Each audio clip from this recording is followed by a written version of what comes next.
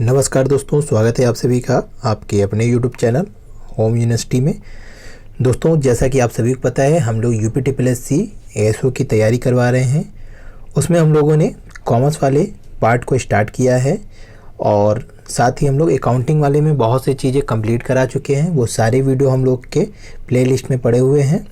अभी तक हम लोगों ने बजट तक का चीज़ें कवर कर लिया है और रेशियो एनालिसिस से हमें स्टार्ट करना है और साथ ही साथ हम लोग MCQ टेस्ट भी करवा रहे हैं। इससे पहले हम लोग 4 पेपर करवा चुके हैं। वो सारे आपके प्लेलिस्ट में जाके आप देख सकते हैं। ये आपका आज 5वां कॉमर्स का MCQ टेस्ट है। तो चलिए देर न करते हुए शुरू करते हैं आज का पहला क्वेश्चन दिया है, a company is called an artificial person because. यहाँ पे एक चीज़ और हम कहना चाहेंगे कि आप लोगों की मांग थी कि सर पेपर दोनों लैंग्वेज में हो, हिंदी में हो तो और अच्छा आएगा। तो हम लोगों ने कोशिश किया है हिंदी इंग्लिश दोनों में लाने के लिए। तो आप लोग ये पेपर हमारे होम यूनिवर्सिटी ऑफिशियल नाम से टेलीग्राम पे चैनल है, वहाँ पे जाके डाउनलोड कर सकते हैं। तो पहला क्वेश्चन देखते हैं क्या दिया हुआ है कि a company is called an artificial person because it does not have the shape of natural person. It cannot be used in a court of law. It is invisible and intangible. It is just only a contemplation of law. तो इसमें आप लोग जैसे जानते होंगे कि company के features या विशेषताओं के बारे में कि कंपनी क्या है, एक आर्टिफिशियल पर्सन होती है। तो वही पूछ रहा है कि ये क्यों इसको कहा जाता है।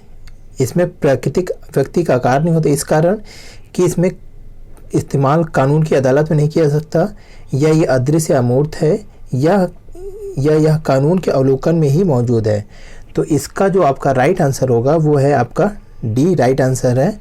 क्यों होगा ये भी समझ लीजिए। देखिए, वो अदृश्य और अमूर्त तो है ही है, पर यहाँ पे दोनों आंसर ये भी सही हो सकते हैं, ये भी सही हो सकते हैं। पर यहाँ पे इसे आर्टिफिशियल पर्सन इसलिए कहा जाता है क्योंकि ये कानून के द्वारा ही निर्मित होती है और कानून के द्वारा ही क्या हो जाती है, इसकी मृत्यु भी या इसका समापन भी होता है। इसीलिए ये क्या है, ये कानून के अवलोकन में ही मौजूद है। जब तक कानून इसको मान्यता देती है तभी तक ये क्या होती है, एक आर्टिफिशियल व्यक्ति के रूप में काम करती है। जैसे ही न्यायालय द्वारा इसका समापन हो जाएगा, ये आर्टिफिशियल पर्सन भी क्या हो जाता है, नष्ट हो जाता है। ये अदृश्य अमूर्त तो रहती है, पर इसकी एक स्वर मुद्रा होती है जिससे वो क्या करती है, अपने सारे काम करती है। तो इस क्वेश्चन का आंसर आपको बहुत इजी लग रहा होगा, पर ये थोड़ा सा ट्रिकी क्वेश्चन है। और आज हम थोड़ा सा बस नॉर्मल ही पेपर लेके आए हैं। ये कंपनी वाला पोर्शन से जो क्वेश्चंस हैं पार्टनरशिप से रिलेटेड, उन्हीं के क्वेश्चन आज हमने बनाए हैं। तो इस पहले क्वेश्चन का आंसर आपका डी है। नेक्स्ट क्वेश्चन देख लेते हैं। दिया है, हु इज डोरमेंट पार्टनर। निष्क्रिय साझेदार कौन होता है? जो व्यवसाय में कोई सक्रिय भाग नहीं लेता, एक काम करने वाले साझेदार, लाभ के लिए भागीदार साझेदार, या नाबालिग साझेदार। तो इसका आंसर आप लोग दे सकते हैं, बहुत इजी है कि जो व्यवसाय में कोई भी सक्रिय भाग नहीं रहता उसे हम लोग क्या बोलते हैं, निष्क्रिय साझेदार कहते हैं। निष्क्रिय साझेदार हम लोग केवल उसके नाम के रेपुटेशंस को पार्टनर बनाते हैं इसी कारण, क्योंकि उसके नाम एक प्रख्यात या आपकी उसी प्रख्याति रहती है, तो उससे फर्म को कुछ लाभ होता है। तो वो केवल अपना क्या करता है, अपना क्या करता है, नाम को या अपने को इसलिए शामिल करता है जिससे उनकी उसकी प्रख्याति प्राप्त हो सके। तो वो निष्क्रिय साझेदार कहलाता है। वो कोई भी काम व्यवसाय नहीं करता है, इसीलिए उसे क्या कहा जाता है, निष्क्रिय साझेदार। तो इसका राइट आंसर यही होगा कि जो व्यवसाय में कोई भी सक्रिय रूप से भाग नहीं लेता उसे हम लोग निष्क्रिय साझेदार कहते हैं। नेक्स्ट क्वेश्चन देख लेते हैं। दिया है, in which of the following interest dividend is payable even if the company does not earn profit. तो कह रहा है कि निम्न में से किसे ब्याज या लाभांश कंपनी देती ही है, चाहे लाभ हो या ना हो। तो वो क्या होगा, समतांश, अधिमान अंश, डिवेंचर, या इनमें से सभी। तो यहाँ पे क्या कह रहा है कि कंपनी चाहे लाभ कमाए चाहे ना कमाए, उसको क्या करना पड़ेगा, लाभांश या इंटरेस्ट देना ही देना है। तो वो किसको होती है, इक्विटी शेयर। इक्विटी शेयर को कब दिया जाता है, जब आपका इंटरेस्ट दे दिया जाता है, फिर प्रेफरेंस शेयर वालों को दे दिया जाता है, फिर जो भी बचता है उसी वही क्या होते हैं, उसी का अधिकार कौन प्राप्त करता है, इक्विटी शेयर को बांटा जाता है। तो यहाँ पे क्या है, ना लाभ हो या ना हो, तो उन ऐसे लोग कौन होते हैं जो आपके डिबेंचर्स लिए होते हैं, उनको लाभ हानि से कोई फर्क नहीं पड़ता, उनको एक फिक्स रेट से इंटरेस्ट देना ही देना रहता है। तो इसीलिए इसका आंसर आपका होगा डिबेंचर्स, क्योंकि उनको लाभ से कोई मतलब नहीं होता है, उनको अपने केवल इंटरेस्ट से मतलब होता है, चाहे कंपनी लाभ में हो चाहे हानि में। नेक्स्ट क्वेश्चन देख लेते हैं। ये दिया है कि वैज्ञानिक प्रबंधन का युग है, यानी कि वैज्ञानिक प्रबंधन का युग कब से कब तक माना जाता है। तो आप लोगों को पता होगा कि हम लोग जब आप मैनेजमेंट की स्कूल्स पढ़ेंगे, विचारधाराएं पढ़ेंगे, तो उसमें बहुत से विचारधाराओं को बांटा गया है और उसी में हम लोग क्या कहते हैं, एक विचारधारा या स्कूल वैज्ञानिक प्रबंधन की विचारधारा भी है। तो उसी के संबंध में ये पूछ रहा है कि वो उसका कार्यकाल या उसको कब तक के लिए अपनाया गया था। तो इसके संबंध में अगर इसका राइट आंसर देखें तो इसका राइट आंसर आपका सी होगा कि 1880 से लेके जो 1932 तक का समय था उसे हम लोग वैज्ञानिक प्रबंधन के युग के नाम से जानते हैं। जो आपका जो सबसे पहले, अगर हम इसकी विचारधाराओं या स्कूल्स की बात कर लें मैनेजमेंट की, तो सबसे पहला जो योगदान था वो 19वीं शताब्दी में ही स्टार्ट किया गया था या 19th सेंचुरी में। उसके बाद ही जो सबसे आपका पहली विचारधारा आती है वो आपकी साइंटिफिक मैनेजमेंट की ही आती है, और वो कब तक से कब तक रहती है, 1880 से लेके 1932 तक मानी जाती है। फिर जो दूसरी विचारधारा थी वो आपकी थी प्रशासनिक या एडमिनिस्ट्रेशन प्रबंध था। वो कब से कब थी, वो आपकी 1915 से लेके आपके 1940 तक मानी जाती है। ये आपकी तीसरी विचारधारा थी प्रशासनिक प्रबंध। फिर जो इसके बाद की विचारधारा आई वो थी मानव संबंध दृष्टिकोण। ये कब से कब तक थी, आपकी 1930 से लेके 1950 तक मानव संबंध विचारधारा थी। ये मैनेजमेंट के अलग अलग विचारधाराएं हैं। और उसी की तरह एक आई सामाजिक तंत्र विचारधारा या आपका सोशल दृष्टिकोण आया था। वो आपका कब से कब तक था, 1940 से लेके 1950 तक था।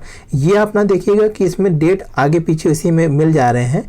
ये कब से कब तक इसका, यानी कि विचारधारा कब इनका जन्म हुआ या कह सकते हैं कब इस विचारधारा को लोगों ने अपनाना चालू किया, तब से लेके तब तक की ये डेट्स दी गई हैं।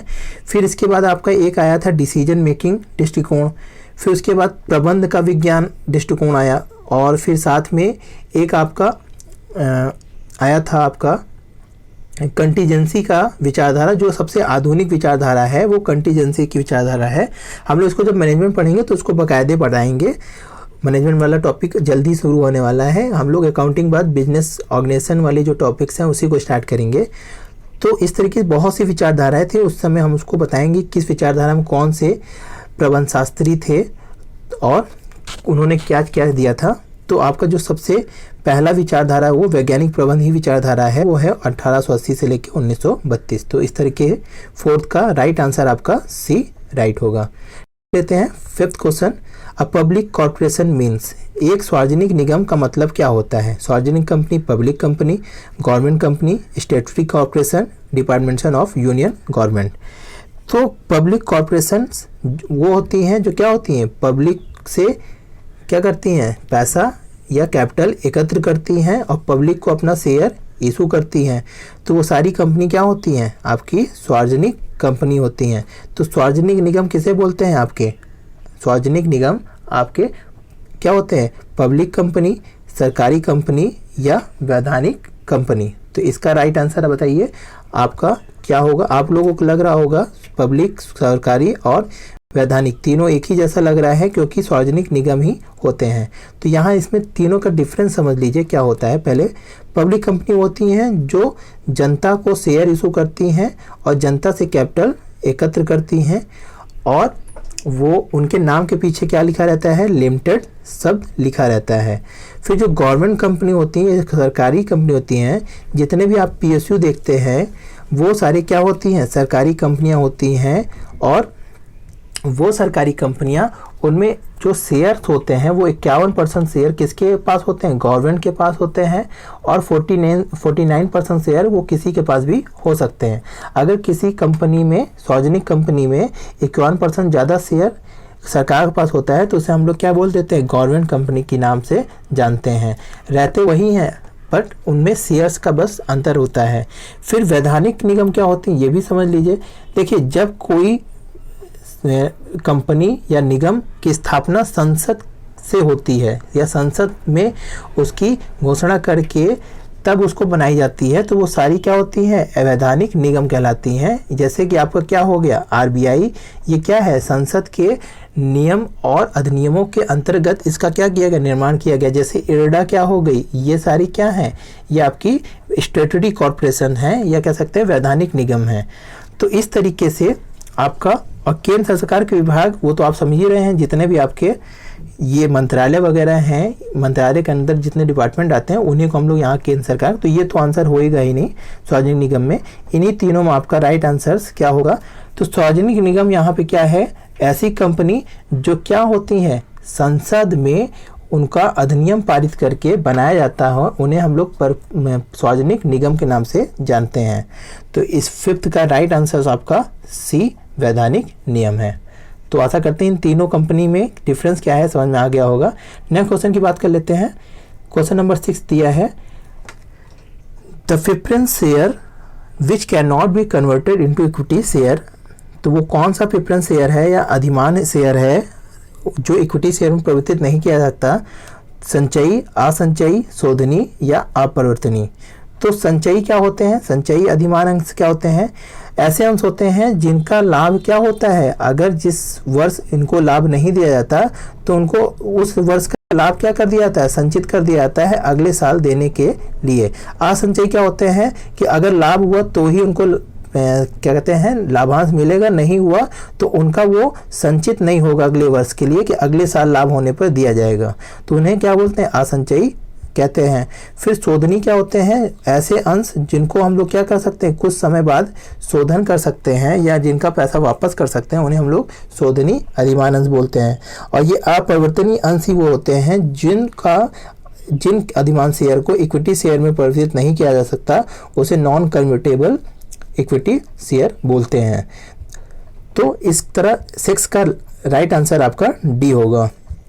देखिए, यहाँ क्वेश्चंस आपको बहुत इजी लग रहे होंगे और वास्तव में मैंने आज कुछ इजी क्वेश्चंस लाया भी है जानबूझकर, क्योंकि जैसे मैं कोई टॉपिक स्टार्ट करता हूँ नया तो वहाँ मैं पहले इजी देता हूँ। जैसे आप लोग इससे पहले वाले में देख लीजिएगा, पहले वाले भी में हमने कुछ क्वेश्चन इजी रखे हैं, फिर उसके बाद धीरे धीरे उसको थोड़ा सा लेवल में लाते हैं, फिर इजी लाते हैं।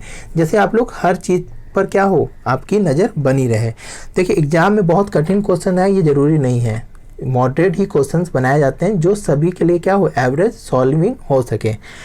तो यहाँ पे क्वेश्चन इजी है ये जरूरी नहीं है, यहाँ पे क्वेश्चन के साथ जो आपको बातें बताई जाती हैं वो ज़्यादा इंपॉर्टेंट है। क्वेश्चन तो आप कहीं से भी सॉल्व करके आंसर देख लेते हैं कि इसका ये होगा, बट यहाँ पे जो एक्स्ट्रा चीज़ें आपको बताई जाती हैं वो चीज़ आपको दिमाग में बैठानी जरूरी है। तो नेक्स्ट क्वेश्चन की बात कर लेते हैं। क्वेश्चन नंबर 7 दिया है कि the constitution of IRDA consist और नॉट मोर देन मेंबर्स। तो इरडा, जैसे आप जानते हैं इरडा क्या होता है, ये बताइए, ये किसके लिए कार्य करता है। तो इसको समझ लीजिए, ये क्या है, एक रेगुलेटरी डिपार्टमेंट अथॉरिटी है जो क्या करती है, इंश्योरेंस से रिलेटेड जितनी भी क्या है आपकी प्राधिकरण है या इंश्योरेंस से रिलेटेड जितनी भी पॉलिसियाँ बनती हैं या जितने भी कंपनियां LIC से या कह सकते हैं जो भी आपकी बीमा कराती हैं, बीमा करती हैं कंपनियां, वो सभी किसके अंडर काम करते हैं या किसकी निगरानी का करते हैं, वो इरडा की निगरानी में ही काम करते हैं। तो ये भी अभी देखिए, जैसे हमने बताया था यहाँ पे एक क्वेश्चन था कि वो कैसी कंपनी होगी, तो ये क्या है, वैधानिक निगम है, क्योंकि इसका जो निर्माण हुआ है वो संसद में अधिनियम पारित करके किया गया है।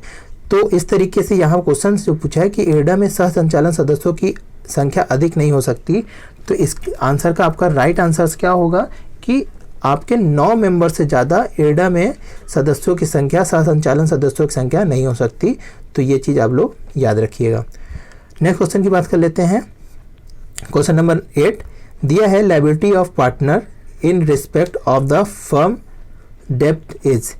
तो फर्मों के ऋण के समय में साझेदारों का दायित्व कितना होता है, ये क्वेश्चन पूछ रहा है। तो पहले दिया है आंसर ऑप्शन में, व्यापार में उसकी पूंजी की मात्रा तक असीमित, पार्टनर द्वारा दी गई गारंटी की राशि तक सीमित, यदि कोई हो तो फर्म को उसकी पूंजी और ऋण तक सीमित करे। या दिया है कि limited up the amount of his capital and loan to the firm if any. तो इस क्वेश्चन का आपका राइट आंसर क्या होगा? आपको पता होगा कि कोई भी पार्टनर होता है उसका दायित्व क्या होता है? असीमित होता है। और उस असीमित दायित्व का एक क्या होता है कि limited of amount of his capital and loan of the firm. तो उसके पूंजी और उसके ऋण तक, उसी तक वो क्या होता है? भागीदार, साझेदार, जिम्मेदार होता है। अगर कोई ऋण नहीं चुकता होती तो फर्मों के साझेदारों को उसका पूरा वहन करना पड़ता है। कहाँ तक? जहाँ तक उस ऋण की पूर्ति ना की जा सके, उनकी पूंजी तक ही निर्भर नहीं होता है। इसीलिए उनका दायित्व असीमित होने के कारण उनके निजी संपत्तियों पर भी क्या हो जाता है? ऋण देने का दायित्व बन जाता है। तो इस तरीके से 8 का राइट आंसर होगा डी। इतना याद रखिएगा कि जो पार्टनर्स का दायित्व होता है वो असीमित होता है, और वो असीमित दायित्व उनके घर के सामान बेचकर भी किया जा सकता है। ये चीज़ दिमाग में बनाए रखिएगा। पर कंपनी का अगर दायित्व पूछेगा तो क्या कहा जाएगा? सीमित होता है, केवल उनके अंशों की राशि तक सीमित होता है। नेक्स्ट क्वेश्चन देख लेते हैं। क्वेश्चन नंबर 9, भारत में प्रथम स्टॉक एक्सचेंज कहाँ स्थापित हुआ? तो ये आप सभी लोगों को पता होगा कि बॉम्बे में प्रथम स्टॉक एक्सचेंज स्थापित किया गया था। और वो भी कब किया गया था? 1873 में। अगर हम सही हैं इसको आप लोग रीचेक कर लीजिएगा। 1873 में सबसे पहले और एशिया का सबसे पहला स्टॉक एक्सचेंज क्या हुआ था? बॉम्बे में ही प्रथम हुआ था। नेक्स्ट क्वेश्चन की बात कर लेते हैं। Which type of share holder does not have voting rights? ऐसे कौन से शेयर होते हैं जिनको वोटिंग राइट नहीं होता है? Equity share holder, preference, deferred या ऑर्डिनरी। तो आप सभी को पता है कि वो कौन से होते हैं जिनको अधिकार नहीं होता वोटिंग राइट देने का? प्रेफरेंस शेयर होल्डर्स को कोई भी अधिकार नहीं होता है वोटिंग राइट करने का, केवल उनको लाभांश और पूंजी वापसी के समय सर्वप्रथम पूंजी वापसी का प्राप्त करने का अधिकार होता है। इसीलिए उनको 2 प्रेफरेंस या 2 पूर्वाधिकार दिया जाता है। नेक्स्ट क्वेश्चन की बात कर लेते हैं। A sleeping partner is one who.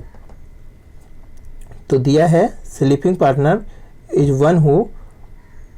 तो इसका राइट आंसर क्या होगा?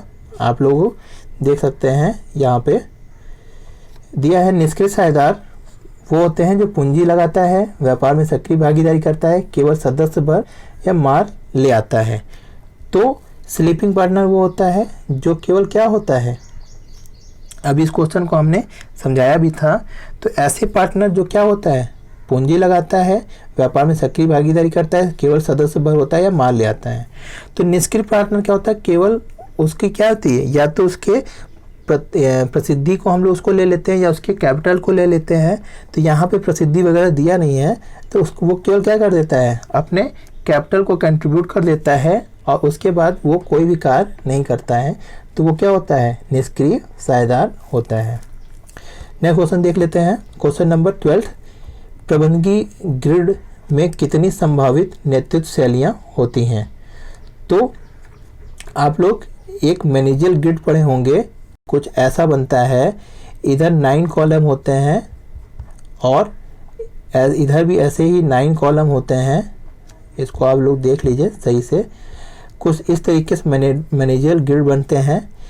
इसमें ऐसे 9 कॉलम होते हैं और ऐसे भी 9 कॉलम होते हैं। तो ये 1.1 से स्टार्ट होता है और इधर से ऐसे 1.2, 1.3 करके 1.9 तक जाता है। फिर इधर से इस तरह भी 1.9 तक जाता है ये, और ऐसे ऐसे करके ये कुल जितने कॉलम बनते हैं उससे हम लोग उसकी संख्या कितनी होती है? टोटल वो होती है 81। चाहे तो आप लोग गिन लीजिएगा, क्योंकि 9 इधर 9 इधर, तो 9 कितना हो जाता है आप लोगों को पता ही होगा। 9 इंटू 9 मतलब 81 कॉलम बनते हैं। तो ये क्या है? आपका प्रबंध के नेतृत्व शैली का एक रूप है जो आपका क्या करता है? एक तरीका बताता है। इसको इसकी जो शुरुआत की थी वो ये दो लोगों ने मिल के किया था, उनका नाम ब्लैक एंड माउंटेन करके था, ब्लैक एंड माउंटेन। इन्होंने ही प्रबंधित गीत का नेतृत्व शैली का बताया था। और इसमें होता क्या है ये भी समझ लीजिए। जैसे हमने बताया कि यहाँ पे कुल 9 ग्रिड ऐसे इधर और 9 ग्रिड ऐसे बने रहते हैं। तो जो 1.1 होते हैं वो क्या होते हैं, दुर्बल नेतृत्व के माने जाते हैं। और जो इधर बढ़ता जाता है वो आपका उत्पादन मुखी होता है। और जो ऊपर की तरफ यहाँ बढ़ता जाता है इस कोने, उसको हम लोग व्यक्ति मुखी कहते हैं या पर्सनल मुखी या पर्सनल एक्टिव बोलते हैं। और जो इस कोने रहता है वो आपका टीम कोऑपरेटिव होता है या टीम के साथ ज़्यादा होता है। और जो एकदम बीचों बीच 5.5 पे होता है वो क्या कहलाता है कि वो सभी चीज़ में एक नंबर या एक इक्वल है। तो यहाँ पे इस तरीके से ये ग्रेड बना दी गई है। जो जिस ग्रेड में आता है उसी ग्रेड में हम लोग उस पैमाने को देखते हैं और उसका आकलन कर लेते हैं ये क्या चीज़ में ज़्यादा अच्छा नेतृत्व कर सकता है। तो इसी तरीके से ये एक प्रबंधकीय ग्रेड होता है। इसको हम लोग भी मैनेजमेंट में पढ़ेंगे। तो इसका याद रखिएगा कि मैनेजर ग्रिड का जो आविष्कार किया था वो उनका नाम था ब्लैक और माउंटेन। ये प्रबंधक थे, उन्होंने ही इसका आविष्कार किया था। और इसमें कितने ग्रिड होते हैं ये याद रखिएगा। नेक्स्ट क्वेश्चन की बात कर लेते हैं। तो एक फर्म जो अपने कार्यों को आउटसोर्स करती है उसकी आवश्यकता होती है, वो क्यों आउटसोर्सिंग करती है। आउटसोर्सिंग का मतलब ये समझ लीजिए जैसे कि अभी योगी सरकार ने कहा है कि अब जो भी लोगों को, जो भी विभाग को कर्मचारियों को ज़रूरत होगी ग्रुप डी में, उनको आउटसोर्स करके उनकी पूर्ति की जाएगी।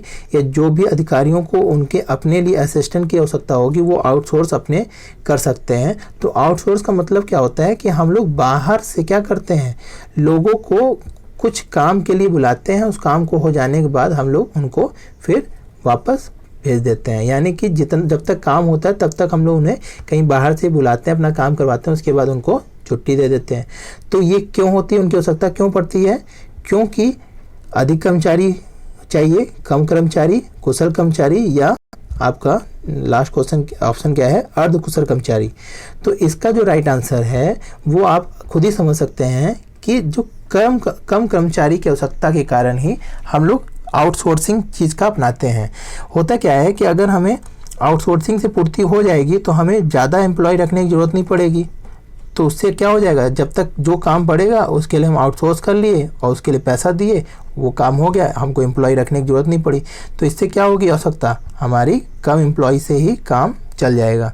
तो इस तरीके से जो ये कदम उठाया जाएगा ये भी हम लोग रोज़गार के लिए एक घातक होता है आउटसोर्सिंग, पर एक तरीके से इसका सही इम्पैक्ट भी पड़ता है कि बहुत से लोग डायरेक्ट ना जाके इनडायरेक्ट भी वो काम को करने के लिए रिलायबल हो जाते हैं। तो इस तरीके से इसका आंसर आपका बी होगा 13 का। नेक्स्ट क्वेश्चन देख लेते हैं। दिया है which share holder are the real owner of company. तो ये सबको पता होगा कि कंपनी का असली मालिक कौन होते हैं, इक्विटी, प्रेफरेंस, डिफर्ड या कन्वर्टिबल प्रेफरेंस शेयर। तो सबको पता है कि असली मालिक कौन होता है, इक्विटी शेयर होल्डर। क्यों होता है, क्योंकि जब कभी लाभांश या लाभ होता है तो सभी चीज़ की पूर्ति करने के बाद प्रेफरेंस शेयर को लाभांश देने के बाद सबसे पहले इंटरेस्ट दिया जाता है, फिर प्रेफरेंस शेयर को लाभांश दिया जाता है। और जब कभी अंत में कुछ बचता है तो वो सब लाभ किसका हो जाता है, इक्विटी शेयर होल्डर का।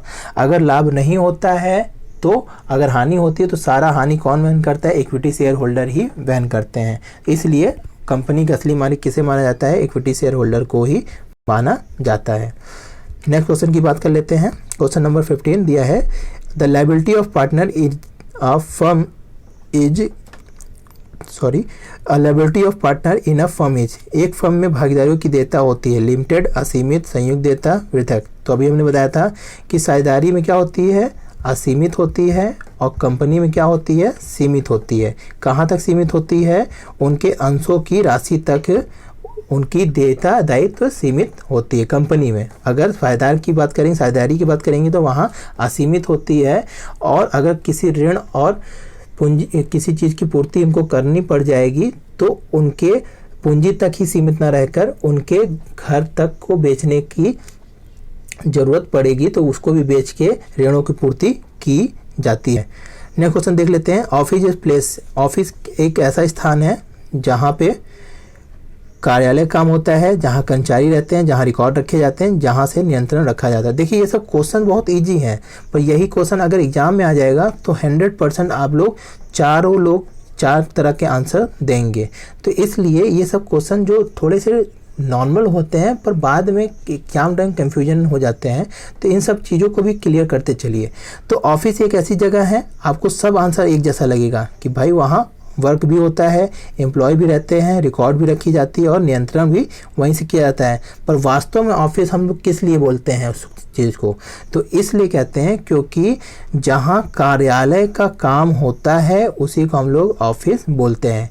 एम्प्लॉयड हाउस तो वो हॉस्टल भी हो सकता है, जैसे कि आप लोग पता होगा कि जितने भी सरकारी निगम होते हैं उनके लिए एम्प्लॉय हाउस अलग होता है और उसी के सामने एक ऑफिस होता है जहाँ पे वर्क किया जाता है, और उस ऑफिस में जो भी डॉक्यूमेंट होता है उसके लिए एक अलग रिकॉर्डेड हाउस रहता है।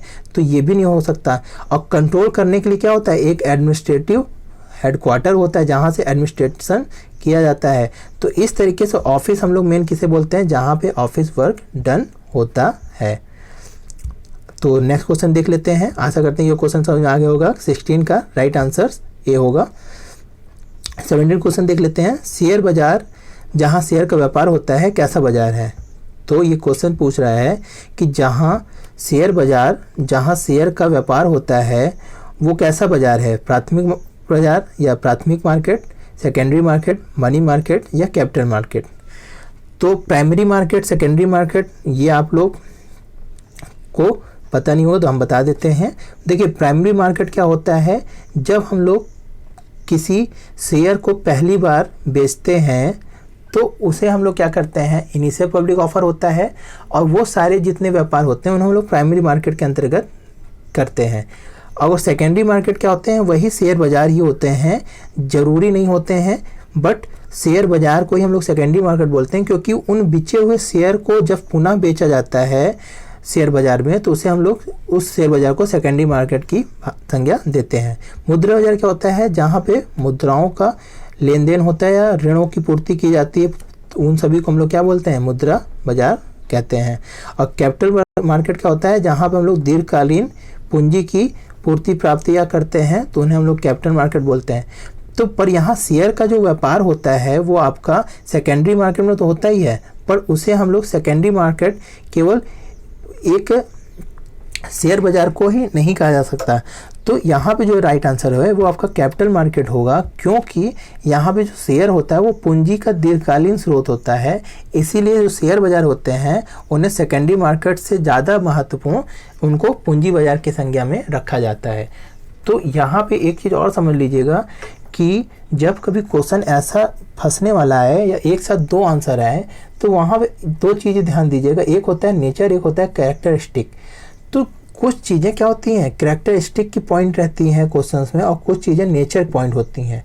तो हमेशा उसके नेचर की बात किया करिए, नेचर हमेशा ज़्यादा बड़ा होता है। जैसे कि आपका नेचर क्या है कि आप ईमानदार हैं, तो ये आपका क्या है, आपका एक नेचर है। पर अगर हम लोग बात करें कि आप क्या कहते हैं अच्छे पढ़ाई में हैं, तो ये ज़रूरी नहीं है कि हर ईमानदार आदमी अच्छा पढ़ने में हो, जो पढ़ाई नहीं किया वो भी ईमानदार हो सकता है। तो यहाँ पे ये क्या है, आपकी जो पढ़ाई है, ये क्वालिफाई है, वो आपकी क्या हो गई, विशेषताएं हो गई, पर ईमानदारी आपकी क्या हो गई, ये आपके नेचर हो गए। तो इसी चीज़ की तरह यहाँ पे भी क्वेश्चंस है, जो ये जो सेकेंडरी मार्केट है उसकी विशेषताएं हैं, पर कैपिटल मार्केट क्या है, उसका नेचर है। शेयर बाजार का नेचर कैपिटल मार्केट में कैपिटल मार्केट का ही होता है। तो इस तरीके से 17 का राइट आंसर डी होगा। 18वां क्वेश्चन देख लेते हैं। द पार्टनरशिप एंटिटी साझेदारी इकाई है किस चीज़ की, लीगल एंटिटी, सॉरी इसका ये देखिए शायद इनका ये इसका वो नहीं किए हिंदी में, देख लेते हैं इसको। Legal entity, legal entity accountable entity, neither entity nor accountable entity, group of individual without legal status. तो ये कह रहा है कि साझेदारी इकाई होती है क्यों, एक वैधानिक इकाई के कारण, वैधानिक और अकाउंटेबल मतलब उनकी कुछ दायित्व होती है या अकाउंटेबिलिटी होती है, उसी को हम लोग साथ साथ यहाँ पे लीगल के साथ अकाउंटेबिलिटी भी होती है, वो साझेदारी इकाई होती हैं। या आपका नाइदर एंटिटी और नॉन अकाउंट, या दोनों नहीं होती हैं, या ग्रुप ऑफ इंडिविजुअल होती है विदाउट लीगल स्टेटस। वो एक लोगों का एक जुड़ा हुआ समूह होता है विदाउट किसी वैधानिक स्टेटस के। तो इसका जो राइट आंसर है वो आपका है legal entity and accountability entity. इसको समझ लीजिए, क्यों? क्योंकि वो एक वैधानिक तो होता ही है, साथ में आपका क्या होता है, यहाँ पे उनकी अकाउंटेबिलिटी भी रहती है। किसको? सभी साझेदारों का, सभी साझेदारों के प्रति क्या होती है, अकाउंटेबिलिटी भी होती है। हर साझेदार दूसरे साझेदार के लिए क्या होता है, जिम्मेदार भी होता है, और हर साझेदार दूसरे के लिए भी जिम्मेदार होता है। तो इसलिए वहाँ पे सभी लोग के म्यूचुअल स्टैंडिंग के साथ ही अकाउंटेबिलिटी भी पार्ट फर्म में पड़ती है। तो इस तरीके से इसका राइट आंसर 18 का बी राइट है। 19 देख लेते हैं। प्रेफरेंस शेयर आर दोर which carry preferential right in respect of. अधिमान शेयर जिनको अधिमान अधिकार प्राप्त होता है किसके संबंध में, लाभांश के संबंध में, पूंजी वापसी के संबंध में, दोनों लाभांश एवं पूंजी वापसी, या वो मीटिंग में वोट देने का अधिकार प्राप्त किए होते हैं। तो इस क्वेश्चन को अगर हम लोग देखें तो अभी हमने इसको बताया भी था कि उन्हें लाभांश प्राप्त करने का पूर्वाधिकार प्राप्त होता है और एक पूंजी वापसी का। तो दो पूर्वाधिकार जिन्हें प्राप्त होता है उन्हीं को हम लोग क्या बोलते हैं, प्रेफरेंस शेयर बोलते हैं। तो इस तरीके से राइट आंसर इसका सी होगा। और ये भी ध्यान दीजिएगा कि प्रेफरेंस शेयर वालों को किसी भी मीटिंग में वोट देने का अधिकार नहीं होता है जब तक उनके हित की बात ना हो। तो यहाँ पे राइट आंसर सी होगा। तो आगे बढ़ते हैं, आज का लास्ट क्वेश्चन देख लेते हैं। दिया है कि if a general manager asks the sales manager to recruit some salesman on his behalf, तो इट इज इनहेंस ऑफ। कह रहा है कि अगर कोई प्रबंधक अपने सेल्स मैनेजर से कुछ सेल्समैन की भर्ती करने के लिए कहता है तो वो क्या है, ये जो चीज़ कहा वो उसके लिए क्या होगा, division of authority, decentralization of authority, delegation of authority, या डेलीगेशन ऑफ रिस्पॉन्सिबिलिटी। इस चारों को अगर हम लोग समझ लें तो क्या होता है, डिवीजन ऑफ अथॉरिटी, अधिकार का विभाजन का मतलब होता है कि जब हम लोग कोई काम करते हैं और उसका कुछ अधिकार हम लोग क्या करते हैं, नीचे वाले को सौंप देते हैं, तो उस अधिकार के साथ हम लोग क्या करते हैं, उसकी रिस्पॉन्सिबिलिटी भी देते हैं। तो उसने अधिकार का वो क्या होता है, उतना अधिकार यूज करने का उसका क्या कहते हैं, अधिकार यूज कर सकता है, और साथ ही उस अधिकार के बदले में उसको उतना उत्तरदायित्व भी निभानी पड़ती है। उसी को हम लोग डिवीजन ऑफ अथॉरिटी कहते हैं। यानी कि हम लोग अपने अधिकारों को बांट लेते हैं। समझ में आया? जैसे कि अगर आप एग्जाम्पल से समझें तो अगर हम लोग कहें कि एक एरिया में हम लोग को 1 लाख यूनिट बेचना है, तो हम लोग उस एरिया को 3 या 4 भागों में बांट लिए, तो इतने का अधिकार उस बेचने का उसको हो जाएगा, और उस चीज़ों को नहीं बेचने का भी उत्तरदायित्व किसके पास रहेगा, उस पर्सन के पास रहेगा। इस वाले एरिया के लिए अधिकार उसको रहेगा, इस वाले एरिया के लिए किसी अन्य पर्सन को रहेगा, और इस वाले एरिया के लिए किसी अन्य पर्सन को रहेगा। तो इसी को हम क्या बोलते हैं, डिवीजन ऑफ अथॉरिटी। ये हमेशा याद रखिएगा कि जब भी अधिकार का विभाजन होता है तो उसके साथ रिस्पॉन्सिबिलिटी का भी विभाजन होता है। फिर ये क्या है कि विकेंद्रीकरण का विभाजन। विकेंद्रीकरण का विभाजन का मतलब ये समझिए कि हम लोग क्या करते हैं कि कोई जैसे बहुत बड़ी निर्णय है या अथॉरिटी है, तो उसको हम लोग क्या करते हैं, अब अलग अलग विभागों में बांट दिए, तो उस अलग अलग विभागों में क्या हो गया, उस विभाग का जो अथॉरिटी होगा उसका केंद्रीकरण कर दिया। यानी इस पूरे एरिया को हम लोग छोटे छोटे एरिया में क्या कर दिए, उसका डिसेंट्रलाइजेशन कर देना है। जैसे कि जब हम लोग एक ही जगह से निर्णय लेते हैं तो उसे हम लोग सेंट्रलाइजेशन डिसीजन बोलते हैं, और जब हम लोग क्या करते हैं, उस एरिया का डिसीजन उसको करने के लिए दे देते हैं और उस एरिया के डिसीजन इसको करने का, और इस एरिया का जो पूर्ण डिसीजन है उसको अलग रखते हैं। तो इसे हम लोग क्या कह देते हैं, डिसेंट्रलाइजेशन। जैसे आप लोग समझते हैं कि केंद्र सरकार जो भी पॉलिसी बनाती है वो क्या होती है, पूरे भारत में लागू होती है, पर जो राज्य सरकार पॉलिसी बनाती है वो क्या होती है, केवल राज्य सरकार या उसी राज्य भर के लिए। तो इसी को हम लोग क्या बोलते हैं, डिसेंट्रलाइजेशन है, कि हर राज्य अपने अपने तरीके से कोरोना के लिए अपने नियम बनाएगा। अब पहले क्या था कि सभी चीज़ें क्या कर रही थी, केंद्र सरकार ही नियम बना रही थी। अब कुछ अधिकार क्या किया गया, डिसेंट्रलाइज कर दिया गया, विकेंद्रीकरण कर दिया गया, कि अपने राज्य के लिए आप अलग से अपना रूल्स बना सकते हैं। तो इसे हम लोग विकेंद्रीकरण कहते हैं। अब ये दिया है सी क्या है कि डेलीगेशन ऑफ अथॉरिटी। तो डेलीगेशन ऑफ अथॉरिटी क्या होती है ये भी समझ लीजिए। जब हम लोग अधिकार का प्रत्यायोजन कर देते हैं, यानी कि जो अधिकार हमको था उसका हम क्या कर देते हैं, अब तुमको पूरा ट्रांसफ़र कर देना ही समझ लीजिए। जैसे कि अभी तक हमें कोई काम करने का अधिकार था, अब हम उस अधिकार को किसको दे दिए, तुमको सौंप दिए, तो उसे हम क्या बोलते हैं, डेलीगेशन ऑफ अथॉरिटी। जैसे कि आप समझिए कि जब कोई राष्ट्रपति क्या होती है या उसको अवकाश में चला जाता है, कहीं बाहर चला जाता है, तो उस दौरान क्या कहते हैं, अधिकारों का प्रत्यायोजन हो जाता है। किसको, चीफ जस्टिस ऑफ इंडिया को हो जाता है। अगर राष्ट्रपति की मौजूदगी नहीं होती है तो वहाँ पे अधिकारों का क्या होता है, प्रत्यायोजन होता है, वहाँ पे अधिकार का विभाजन नहीं होता है। तो समझ में ये चीज़ें थोड़ा सा डिफरेंस है, एक ही तरह लगती हैं पर बस थोड़े थोड़े चीज़ों में अंतर है। तो इसीलिए हम एग्जाम्पल में समझा दे रहे हैं कि वैसी चीज़ कि जब उसमें क्या हुआ कि उस वहाँ पे क्या हो रहा है, अधिकार का प्रत्यायोजन हो रहा है। फिर यहाँ पे क्या है, डेलीगेशन ऑफ रिस्पॉन्सिबिलिटी, ये अधिकार है और ये रिस्पॉन्सिबिलिटी है, सेम चीज़ें ही हैं, बस यहाँ पे अथॉरिटी और रिस्पॉन्सिबिलिटी में अंतर है। तो इस तरीके से यहाँ क्वेश्चन अगर आप लोग फिर से पढ़ लीजिए तो दिया है कि आपका अगर कोई महाप्रबंधक सेल्समैन को अपनी ओर से कुछ सेल्समैन की भर्ती के लिए कहता है, तो यहाँ पे जो महाप्रबंधक का अधिकार था उसने क्या कर दिया, अब सेल्समैन को दे दिया। तो यहाँ पे क्या हो गया, ये अधिकारों का प्रत्यायोजन हो गया। इसलिए इस तरह से इसका आंसर क्या होगा, राइट, सी राइट आंसर होगा। तो आज हम लोग दोस्तों वीडियो थोड़ा लंबा हो गया है, थोड़ा समझाने के में ज़्यादा चला गया, तो आज का वीडियो यहीं पे समाप्त करते हैं दोस्तों। आशा करते हैं आपको ये वीडियो अच्छी लगी होगी। अगर अच्छी लगी तो वीडियो को लाइक करिए, कमेंट करिए और वीडियो को ज़्यादा से ज़्यादा शेयर करिए और हमारे सब्सक्राइबर बनाने में हमारी मदद करिए। अभी तक अगर आप सब्सक्राइब नहीं किए हैं तो आप सब्सक्राइब कर लीजिए और बेल आइकन को भी दबा लीजिए, जैसे हमारे तुरंत वीडियो आए तो आपको नोटिफिकेशन भी प्राप्त हो जाए। तो आज के लिए दोस्तों इतना ही। जय हिंद, जय भारत।